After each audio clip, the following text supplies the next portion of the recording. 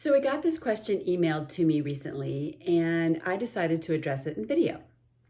That way you can see I'm a regular person and maybe get a better sense of what I'm trying to say. And the question was, why do you approach life change through science and from the brain and body first, instead of through traditional psych or spiritual approaches? Great question. Well, I actually do use a combination of all three disciplines. But in short, the reason I approach growth and pattern change from the entry point of science is because for me, it was only after my brain and body became more centered and after I started developing lesser used areas of my brain, it was only then that I started to experience a deeper connection to what some may call my energetic, non physical, or more spiritual nature. That was my process, or sort of the sequence that I went through to get where I'm at today, which feels pretty great. And I'd love it if more people could feel this way too. And since I have the deepest knowledge about things I have personal experience with, I approach pattern change and personal development in the same way that I experienced it. Make sense? Putting science and the physical body first, that may seem backwards to some people. We've used psychology for decades and spirituality for centuries as sort of entry points to human behavior change. But for me, maybe because of my past career in healthcare and maybe because I was so intellect biased at the time, science was what resonated with me. I wanted to start my pattern change work with what was known, or what we at least know more about, not with trial and error or wishful thinking. And science, because it's made such huge gains in understanding our brain and body in the last 25 years, was just where I started. Now, the funny thing is, it was the study of science that led me to realize that I was overdeveloped in some brain areas, underdeveloped in others. And it was science that made me realize that my brain and emotional response was something I could retrain and strengthen at pretty much any given time.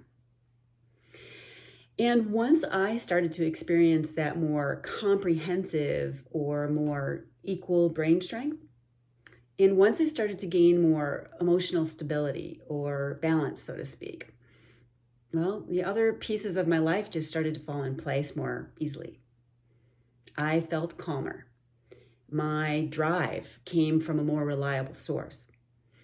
I started to feel more confident in my ability to make choices that reflected what was most important to me. I was able to show more grace, like in my marriage as we worked to rebuild it.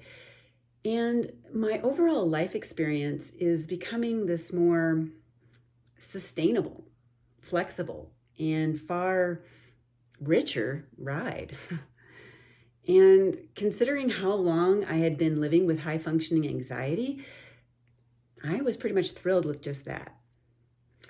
But interestingly enough, I'm finding as I continue my mindfulness and meditation practices, both of which have a lot of science behind how they help us develop our physical brains and bodies. And as I spend more time calmer, more centered, and using my brain as a whole, I'm finding that a more spiritual or energetic aspect of my life is sort of emerging. And to be honest, I wasn't really even looking for that initially. Now, some of you may have experienced the opposite sequence of events. Maybe you started your personal work through religion or spiritual practice, or through more cognitive or psychological approaches. That's great. But what's most important to understand is that whether a practitioner leads with science, spirituality, or psychology, pretty much all helping field practitioners are all heading you in the same direction of developing, strengthening, or retraining underdeveloped areas of your brain, body, and spirit. They may use different language to describe their process, or they may specialize in only one aspect of the process, like mindset, or maybe they specialize in one tool, like tapping or EMDR. But ultimately, whether they realize it or not, they're all a part of getting you to the same integrated, whole brain, emotionally centered, and spiritually reconnected destination. So whether you call it alignment, resonance, integration, emotional intelligence, or even enlightenment, the bigger goal we're all aiming for while alive is the same: a meaningful relational merger of the physical with the non-physical. Or said another way, the use of our brain and body as a centered, flexible, and comprehensive whole, infused with a reconnection to our spiritual core. And just like there are many languages in the world to communicate a similar restaurant menu, say, there are as many terms and sub-languages that people use to describe what we call personal growth and change. And it's really just a matter of which language resonates with you. And personally, I see it as all good. So, if you are someone who gravitates towards starting with science-supported change work, and if you're interested in developing areas of your life you sense could be stronger, or even if you just feel sort of stuck in a pattern of behavior or repeated outcomes that you'd like to see change, stick around, because that was me. And my goal is to share what has worked and is still working for me with as many people as it makes sense to.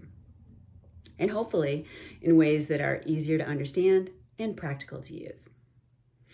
And if any of you are wondering if it's okay simply to have an end goal of decreasing anxiety, or you just want to feel calmer and more confident in your body overall, and that's all you're interested in, that's fine. Or if you're agnostic or you don't really have a stance on spirituality, that's okay by me too. That's kind of how I started.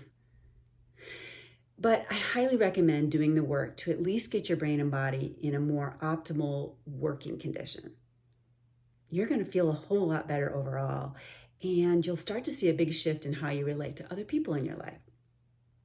But if you do start to experience something else later or along the way, well, we'll have something interesting to talk about, and we'll see where it takes us. I hope that helps to answer this question.